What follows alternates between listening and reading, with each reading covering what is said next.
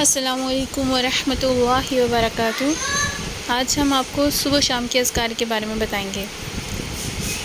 دعا نمبر 1، سبحان اللہ وبحمدہ عدد خلقہ ورضا نفسہ وزنۃ عرشہ ومداد کلماتہ۔ پاک ہے اللہ اور اس کی تعریف ہے اس کی مخلوق کی تعداد کے برابر، اس کی ذات کی رضا کے برابر، اس کی عرش کے وزن کے اور اس کی کلمات کی سیاہی کے برابر۔ ام مومنین سیدہ جویریہ سے روایت ہے کہ جب نبی اکرم صلی اللہ علیہ وسلم فجر کی نماز کے بعد صبح سویرے ان کے پاس سے نکلے، وہ اپنی نماز کی جگہ پر تھی۔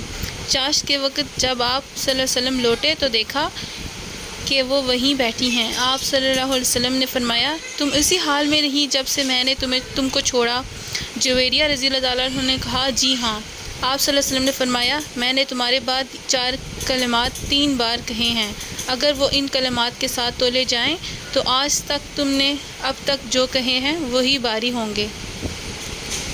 سبحان اللہ وبحمدہ عدد خلقہ ورضا نفسہ وزنۃ عرشہ ومداد کلماتہ۔ پاک ہے اللہ، اس کی تعریف ہے اس کی مخلوق کی تعداد کے برابر، اس کی ذات کی رضا کے برابر، اس کے عرش کے وزن کے اور اس کی سیاہی کی کلمات کے برابر۔